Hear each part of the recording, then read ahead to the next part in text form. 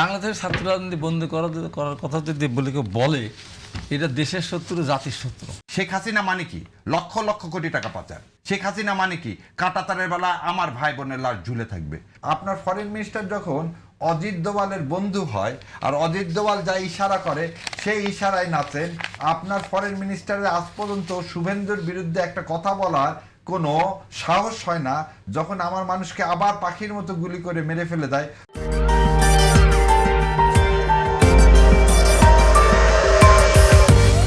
যে কয়দিন সংসদ চললো, একটা লোকের মুখ থেকে আমি শুনলাম না যে take back Bangladesh. So what does it mean? জনাব প্রধানমন্ত্রী যখন আমাদের মাননীয় প্রধানমন্ত্রী বলছিলেন লন্ডনে টেক ব্যাক বাংলাদেশ, সে টেক ব্যাক বাংলাদেশ মানে তো ভারতের আধিপত্যবাদের বিরুদ্ধে বাংলাদেশকে একটা স্বাধীন সার্বভৌম রাষ্ট্র হিসাবে পৃথিবীর মানচিত্রে প্রতিষ্ঠা করা। তো সেইখান থেকে আপনি এই সংস্কার না হলে কিভাবে আপনি নিজের পায়ে দাঁড়াবেন? আপনার দুইটা পয়েন্ট বিএনপির একটা কথা হলো যেগুলোতে নোট অফ ডিসেন্ট দেওয়া হয়েছে সেগুলো আমরা মানব না, ঠিক আছে। আপনি বাংলাদেশ সুপ্রিম কোর্ট সচিবালয়, এখানে তো কোনো নোট অফ ডিসেন্ট নাই, আপনি এই অধ্যাদেশ কেন বাতিল করে দিলেন? দ্বিতীয় কথা, এই প্রশ্নের উত্তর নিশ্চয়ই হাবিব ভাই। তারপরে হচ্ছে আপনি কি করলেন, এই আদেশটাকে সংসদে প্লেস করতে দিলেন না কেন? আপনি তো আদেশটা প্লেস করতে দেবেন। আচ্ছা, আপনার 31 দফার প্রথম দফাটা কি? প্রথম দফাটা হচ্ছে সংবিধান সংস্কার কমিশন গঠন। তার মানে আপনি খালি জুলাই থেকে বের হয়ে যাচ্ছেন না, আপনি 31 দফা থেকেও বের হয়ে যাচ্ছেন। আচ্ছা, আপনি বলছেন এখানে কি মেধার অনুপাতে আমি হচ্ছে সবাইকে অ্যাপয়েন্টমেন্ট দিব, কোনো দলীয়করণ করব না। 64 জেলায় জেলা প্রশাসক মানে গভর্নর যেটা বলা হয় জেলা প্রশাসকের উপরে, সেখানে আপনি বিএনপির সবাইকে আপনি কি দিলেন? সব ডিস্ট্রিক্টে আপনি জেলা পরিষদ চেয়ারম্যান বানায় দিলেন। সিটি কর্পোরেশনে বিএনপির সবাইকে দিলেন, সেগুলো কি যারা নির্বাচনে পরাজিত হয়েছে তাদেরকেও আপনি দিলেন।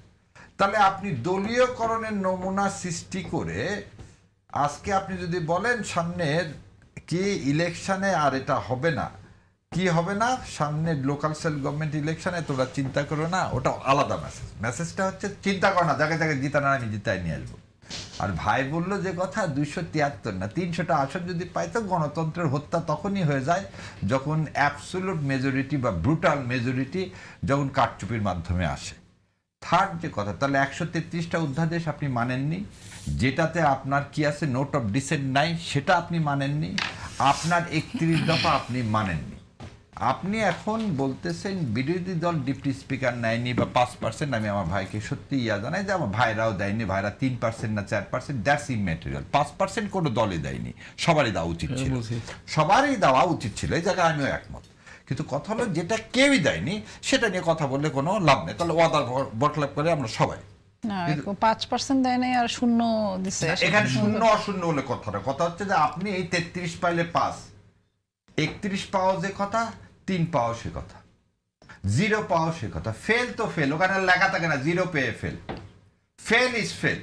আপনার ঐকমত্য কমিশনে কিন্তু সবাই একমত হয়েছিল যে 5% অনুমতি হবে, সেটা আমি বলতেছি যে সে তো কেউ মানেননি। আমি বললাম যে আমি আর আমার ভাই বাকিরা তো চেষ্টা করেছে, কিন্তু কেউ চেষ্টার কোনো প্রতিফলন দেখা যায় না। চেষ্টার ইয়ার মধ্যে একটু পার্থক্য। এখানে আমি এই তর্কে এখন এখানে যাব না, কি কারণে যাব না, জামাত ইসলাম দেন, ইট ইজ এ ফ্যাক্ট, এটাকে তার অন্যভাবে কোনোভাবে দেখানোর কোনো সুযোগ নেই। জামাতের তাদের উচিত ছিল মেয়েদেরকে দেওয়া, যদি এখন দিতে পারে নারীদেরকে তখনও তারা দিতে পারত। কেন দেয়নি সেটা জামাতের নীতি নির্ধারকরা মনে করছেন যে ইট ইজ নট সেফ, সেজন্য হয়তো দেয়নি।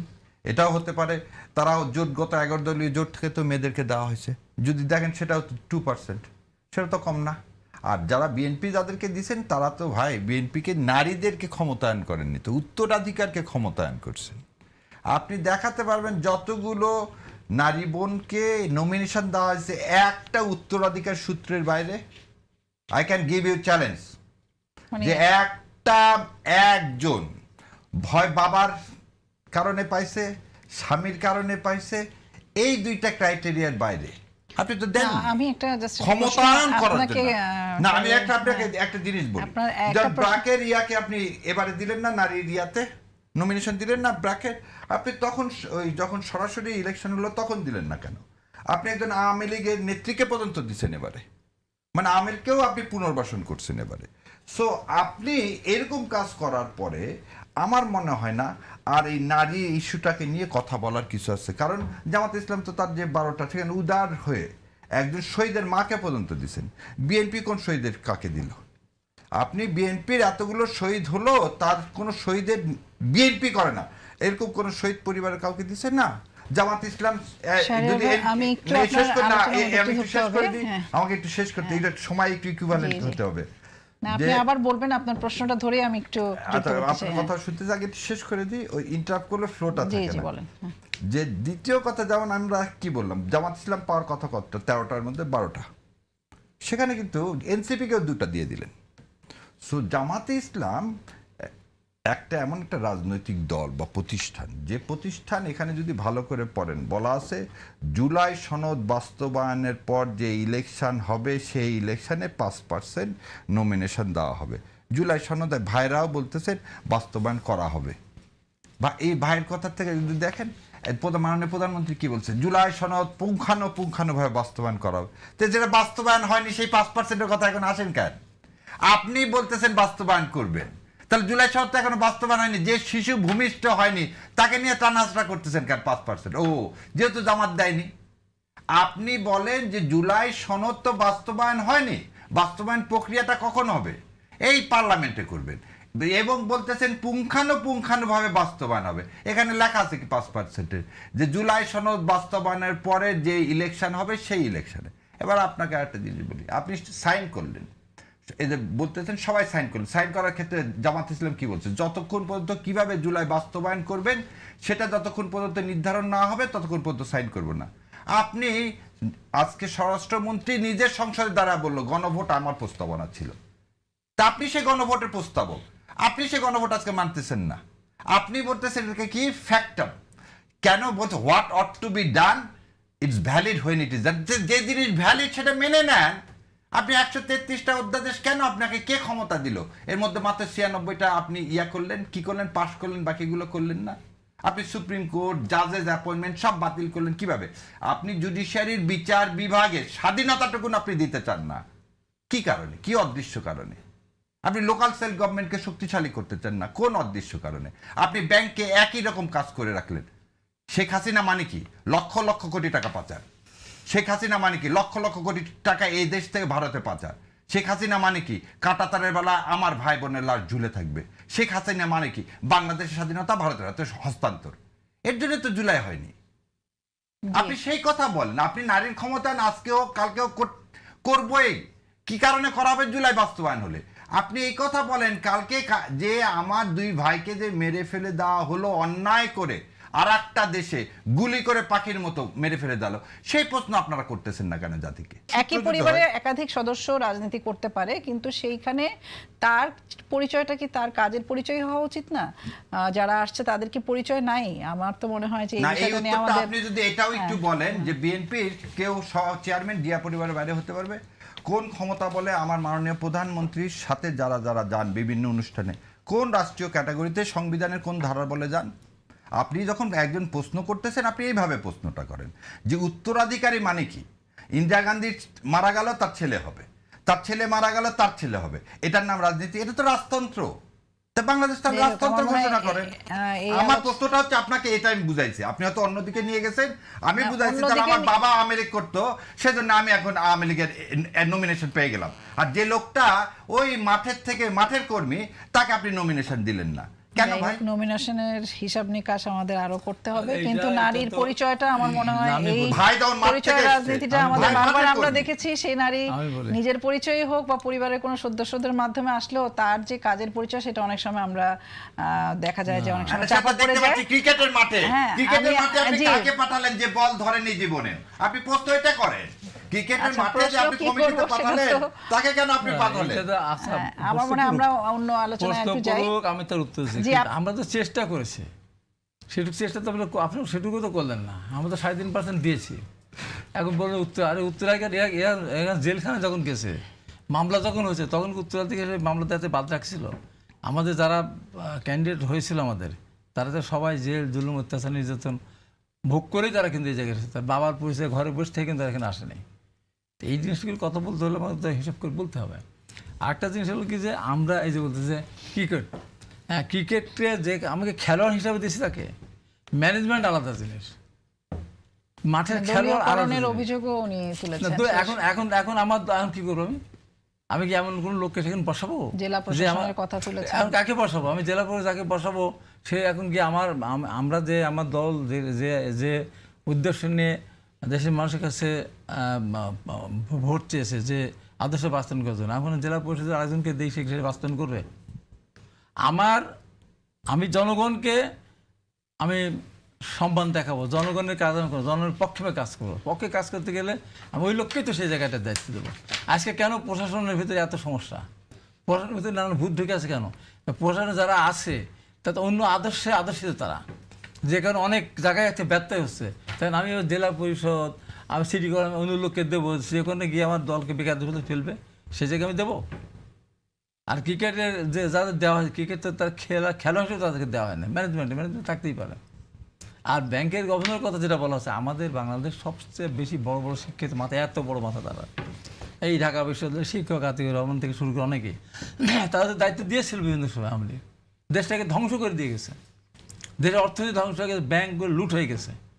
এই জন্য তারেক রহমান একটা এর বাইরে যে ব্যবসায়ী, একটা হয়তো অত বড় সফল ব্যবসায়ী না, হয়তো ঋণ খেলাবে যে পুরোপুরি একেবারে যে সত্য তাও না, তা ও জানে একটা শিল্প প্রতিষ্ঠান দাঁড় করতে হলে পারে একটা ব্যাংক থেকে টাকা বের করে কত টাকা, 10% টাকা ঘুষ দিতে হয়, ও দিতে হয়েছে, দেওয়ার পর 90% টাকা থাকে আপনার, তারপরে ওই 100% টাকার ইন্টারেস্ট দিতে হয়, আর ওই যে 10% ঘুষ দেওয়া লাগলো সেই টাকাটা কভার করতে আসে পারে না বলে ইন্ডাস্ট্রি ঠিক হয়ে যায়।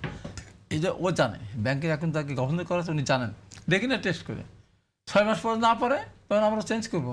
যেটা অতীতে বারবার ফেল করছে সেই জায়গায় আমি দেবো কেন? শিক্ষিত মানুষ বড় বড় জায়গায় ঢাকা বসে পড়াতে পারে ভালো, সব ঠিক আছে, কিন্তু তাই বললে আমি ব্যাংকে দিয়ে দেবো? ব্যাংক এতটা বছর ধ্বংস করে দিয়ে গেছে না সে বড় বড় লোকগুলো। আমার কথা হলো যে আমরা শুরু করেছি।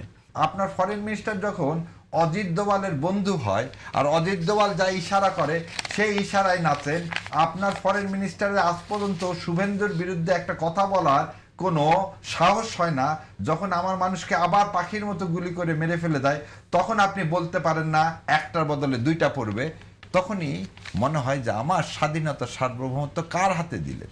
আর ভাইয়ের কথা যদি ঠিক হয় যে আপনাকে সিংহভাগ মানুষ কি দিচ্ছেন, ভোট দিচ্ছেন আপনার 31 দফা দেখে, আপনার 31 দফায় বলছেন আমি দলীয়করণ করব না, এই যে এখানে লেখা আছে দলীয়করণ করব না।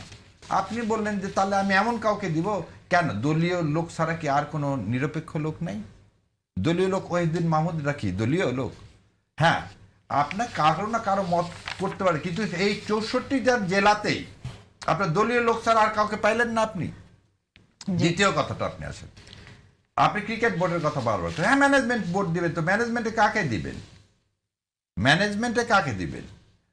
ধরে নেন একটা ইয়ার কথা বলি, যে কোনোদিন হাডুডু খেলায় জানে না। ওই একটা গল্প ছিল যে এক ব্রিটিশ ডাক্তারের কাছে গেছে এক গরিব মানুষ, বলতেছে যে তোমার পেটে আলসার হয়ে যাচ্ছে, খাও না কেন? বলতেছে ডাক্তার বাবু ভাত তো পায় না, পোলাও খাবা, রুটি খাবা, তুই পরোটা খাবা।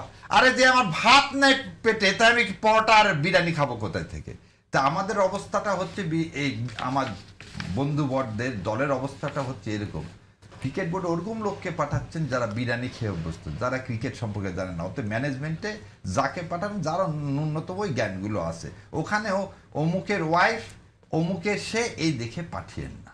এতে দেশের আমার আপনার জন্য আবার একটা কি ওই রাজপথের সমাধান হবে।